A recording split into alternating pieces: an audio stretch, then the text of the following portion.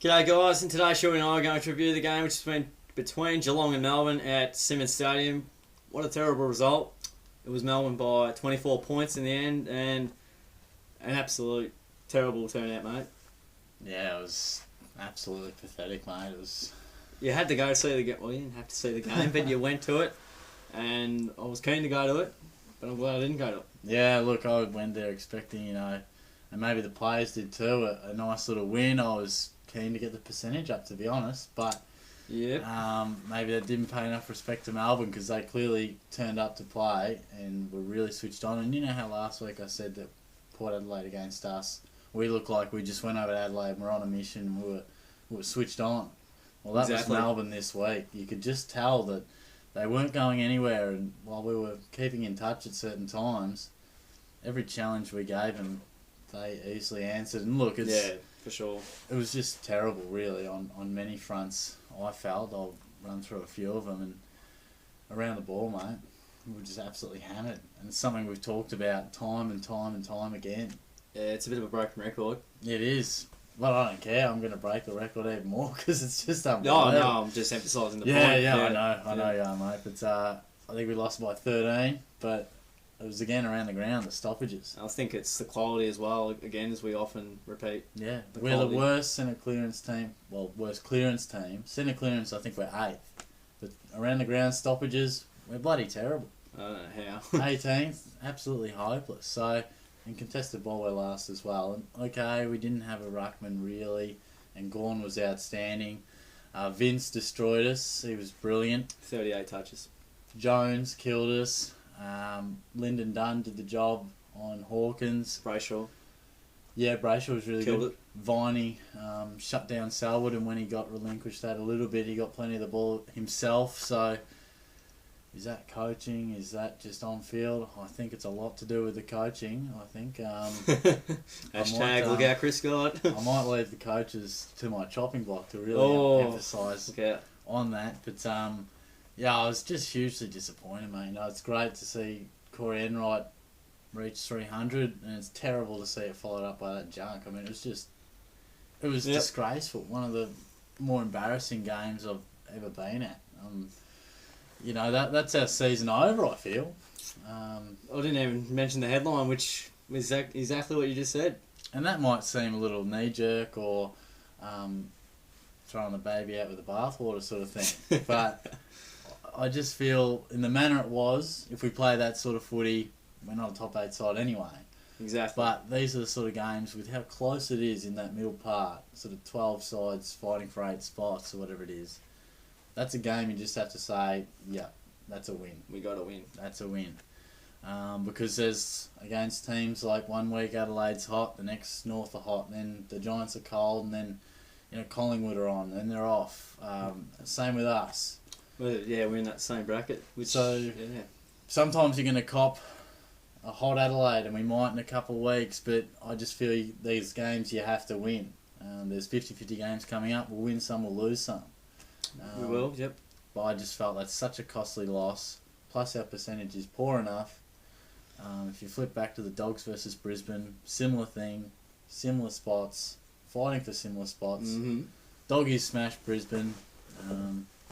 Good percentage boost. We come out, albeit against probably a better Melbourne outfit than what the Lions were, but atrocious, mate. I was really disappointed. We're arguably better than the Bulldogs. Yeah, yeah, for sure. And at our home turf as well. So yeah, which makes it more embarrassing. But yeah, I know you watched on from the TV, so it'll be good to get a few of your views, because often when you watch the game together, you almost discuss there and come up with the same sort of views, but you'll have some of your own. So I'm keen to hear. Yeah, well, and as you were saying before, mate, come round 20, round 22, it'll be like, oh, that Melbourne game has cost us the final spot. Yeah. So it's not just now, but it's looking forward. So, and we could have been in the top 8, but not good enough. But anyway, final points. I mean, I reckon I'll list most of these and maybe give a slight reiteration to them. But it was a terrible turnout. We didn't come to play. That term, coming to play, and we did last week. And Melbourne came to play, and we were probably 10%, possibly even 20% off, and Melbourne were 10% better, and they wanted to respond from their terrible loss to the Saints, and they did. Yeah.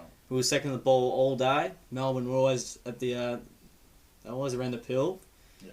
And even when there's normally Geelong players, like, for instance, if we're inside a forward 50, the ball spills free and it's like a demon gets to it. It's like, where are we? I mean, that's just work rate, I think. But and again, it could be coaching, putting the players in the appropriate positions, or the players not being able to know. So there's a few unknowns there in a way. Ground ball gets would have been an interesting stat. You don't often see that, but that would have, I reckon, it would have shown pretty glaring backing you up there. I feel like 2 of the last 3 weeks have been terrible with them. Yeah. I know we weren't against Port Adelaide, we were alright then, but it's in the losses that have just highlighted even more. Disposal was poor and probably as bad as I've seen for a long time. You mentioned earlier on how fumbly we were, and I do remember how bad we were. Nearly every possession we got, we didn't take it cleanly. Most of our disposals were just terrible. That one in the middle where we got a free kick, and it's like, okay, now you spot up a target 70 metres out, or you kick it inside 50, hope Hawkins can take a mark. I don't believe in the second one as much. But, and he handballs it, I can't remember who it was, he handballed it behind Thurlow, so A, it was a bad handball, but B, he had, I think it was Viney or someone else on his hammer. They take the ball away and they're in a scoring position, so that was just... Yeah, I think it was Lang, it was, not a great handball at all. Summed up the day. And, we looked like a team uncertainty and just had zero confidence. Like, I reckon Harry Taylor's little moment and someone else, might have been Jared Rivers, who handballed it back into the goal square, 3 cats and I think 1 demon, and the demon somehow socketed the goal. I think it might have been Matt Jones that kicked it, and then Harry Taylor tried to rush it through for a behind. He stumbles, falls over, and he whacks himself in the behind post. So, what's going on there? It's indicative of the way we played in our season almost, I feel, which I'll touch on shortly, but nothing was on up forward. Whenever we had the ball in the centre, 70 metres out from goal, we were always looking as if to say, oh, where's our targets? It's like, where are our forwards? What are they doing? The cohesion was terrible. I couldn't believe it. It was bad to watch.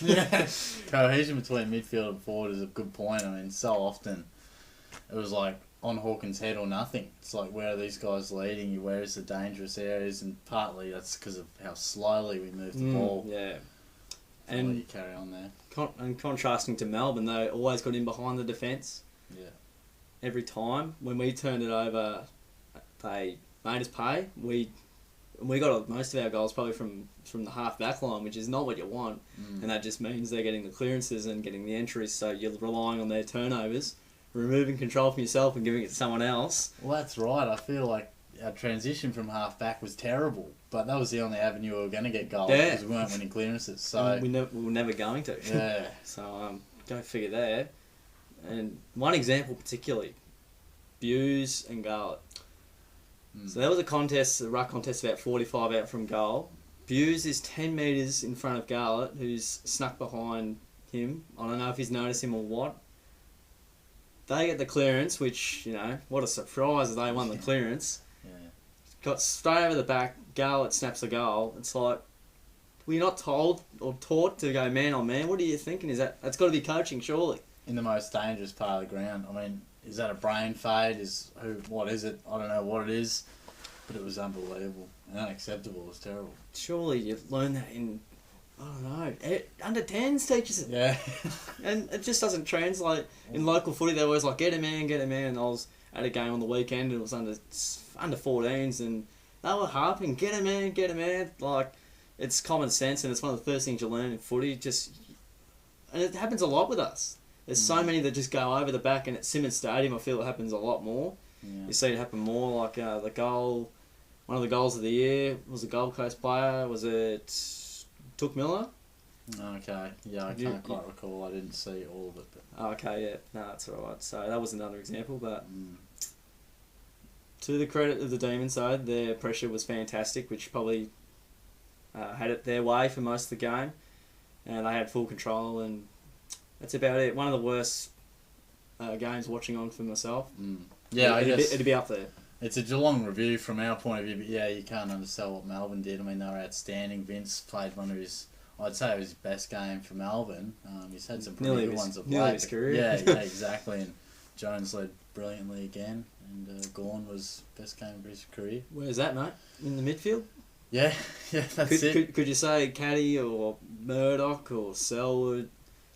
I don't know, Johnson played a little bit in the middle, but all those players had a terrible game, and their direct opponents, you could say, had a great game, and that was the difference.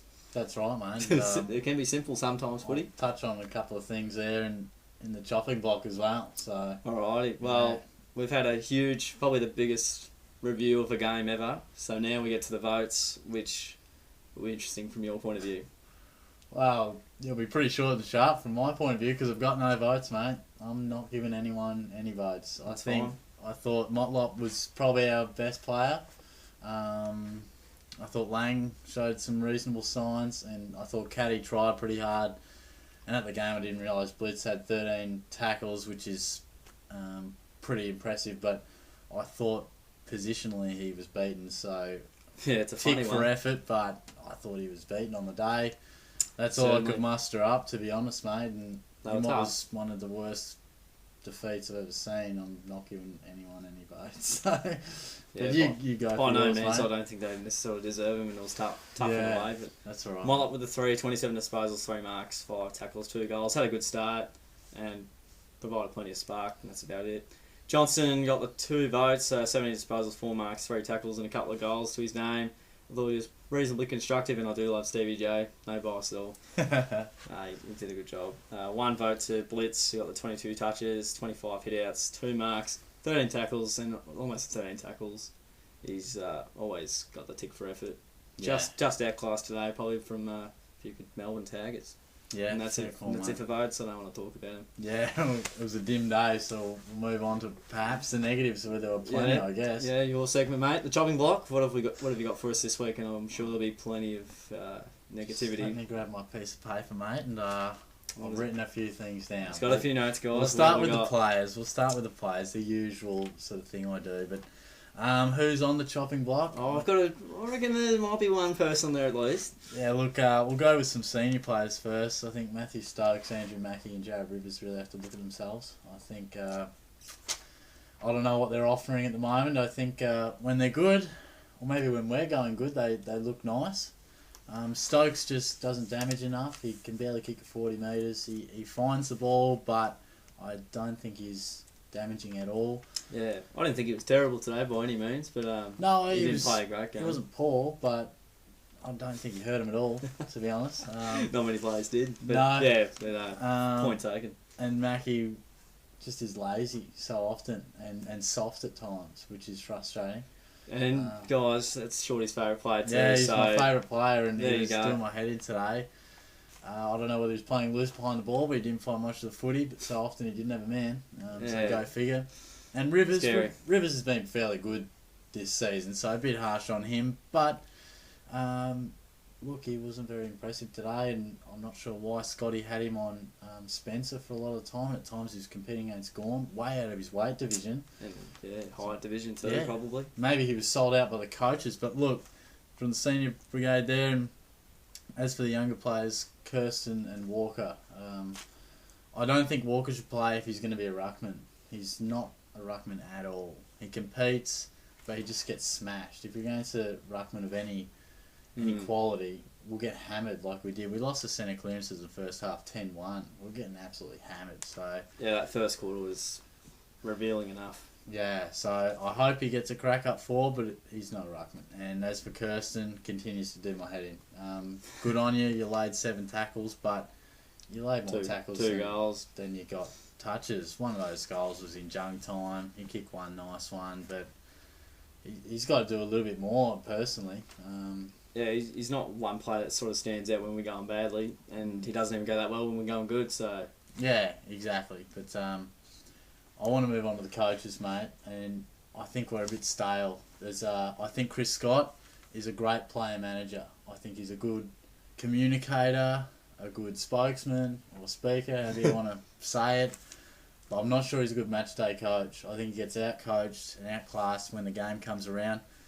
Vince, smash and blitz halves, then they obviously do something about that, and then Vince starts tearing it up.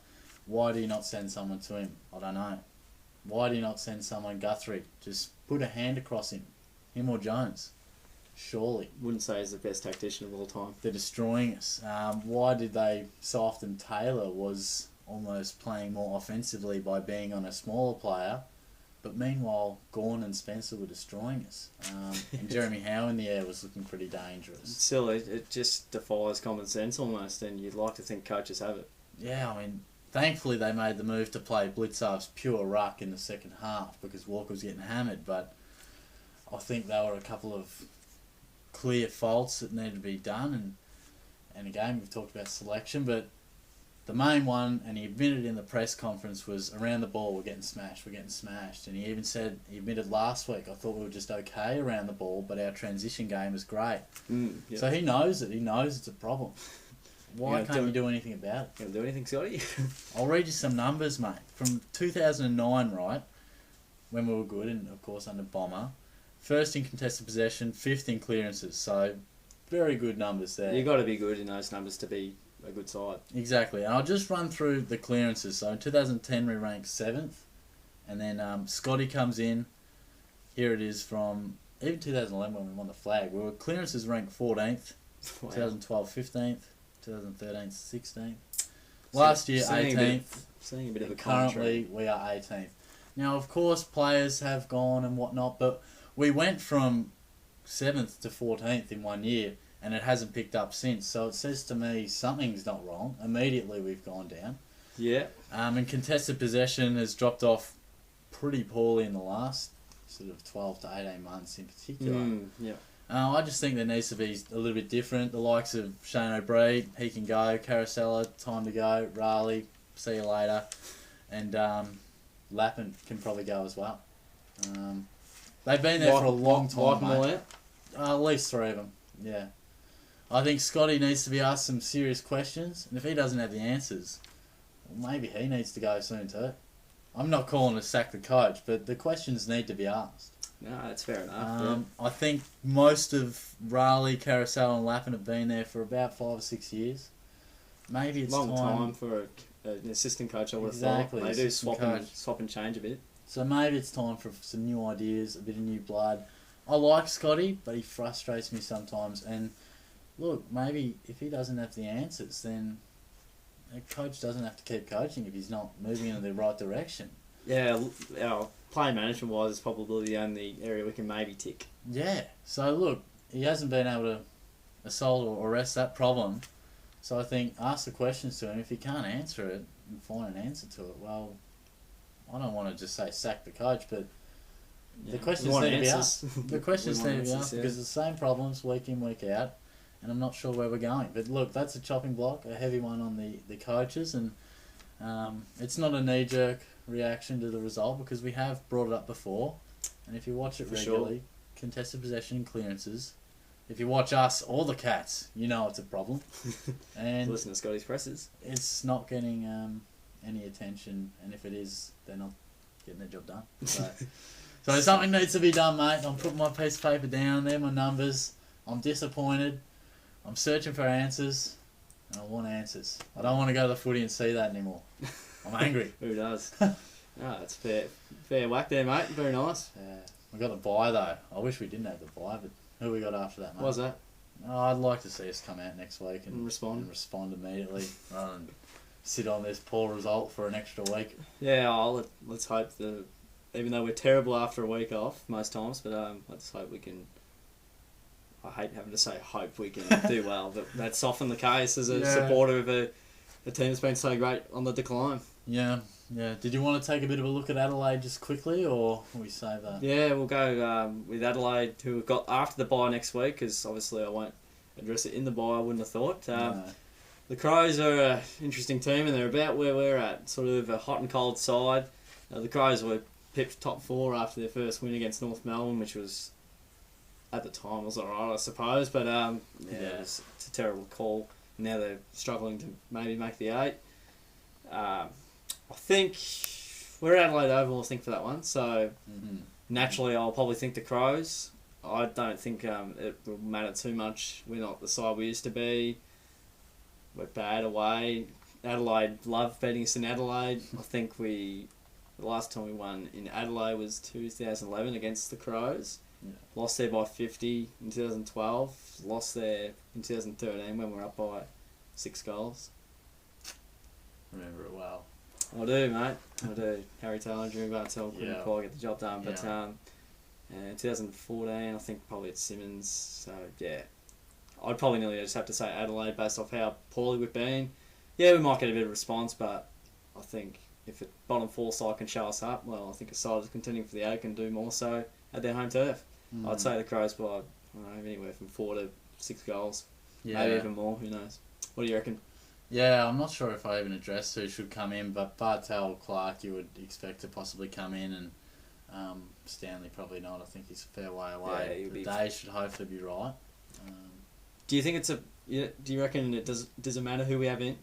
Probably not. Maybe for the ruck. I mean, we were badly outsourced maybe with who we had on offer, but probably not really. Hey mate, I mean, it would have been nice to have Clark up there, but he hasn't set the world on fire, and maybe he could have had some extra support in the midfield. Definitely. But yeah, we've been poor for a long time in the areas I mentioned. I won't spend too much time on the Crows, but I think they'll probably get the job done on us, considering what we've watched today and that. But I would like to think we wouldn't be as poor as we were today. But I think Adelaide will. I thought they were okay against Hawthorn. Yeah, showed some reasonable signs, and they're pretty dangerous. They get up and about it in Adelaide. Yeah, they do, and I'm not sure where we're at, to be honest. So yeah, every week we're just more uncertain than the week before. It's disappointing after against Port Adelaide sort of a week ago. We're sitting here going, maybe we turned a corner. That was a really good win. You know, good stuff. Really proud. Yeah. Complete opposite today, and it makes you question what Geelong outfit we're going to see next in 2 weeks. So it makes me hard for me to even think about tipping them against the Crows. Yeah, away. Exactly. And the win by Carlton against Port Adelaide puts a few things in perspective as well. So yeah, still a good win against the Port Adelaide side that looked like they were, close to their best form for the season, which hasn't been a good one. Yeah, but it gives a bit of perspective, I reckon. Yeah, it certainly does. It certainly does. But regroup time, hey? It's time to regroup and get back on the horse. All on to look forward to next week. Oh, sorry, the week after. But if we make the 8, it'll be an amazing way to get to the 8. But yeah, we need to do something different. I think we'll probably just be more or less looking at the future, the players coming through, and each week that we lose just makes them have that extra conversation with the senior players in mind. Mackie, as you said, Stokes, and even Kelly and Bartel and Johnson and plenty more, I'm sure. Yeah. The list management side of things for Geelong is really interesting and almost warrants a video on itself, really. Probably, yeah.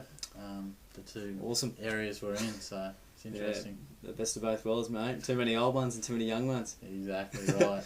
Alrighty, well that's the review, guys. Probably the biggest review we've ever done, and I wouldn't be surprised if it was around 25 minutes. Yeah, it could be. But that's alright. It certainly deserved it, and it's just that 8-point game we had to win, and we didn't, and we weren't good enough at a home turf. First loss to Melbourne in 10 years. Arguably one of our worst in the last 10 years, to be honest, the way it was done.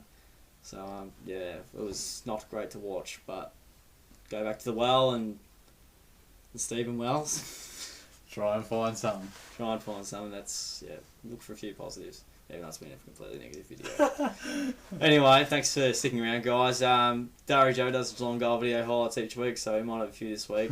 Mate, since when did Melbourne get 100 points? I mean, it's so out of the blue. But hasn't happened much. They got it against Gold Coast, and they are a rabble, unfortunately. But yeah, that was just a bit of a side note there. Unbelievable. Yeah. And feel free to like the video if you enjoyed it. Don't forget to check out catstars.com.au, who does some Geelong videos on his website, so feel free to check them out. Like the video if you enjoyed it. I think I already said it. Share the video around to all your mates to see how badly the Cats went.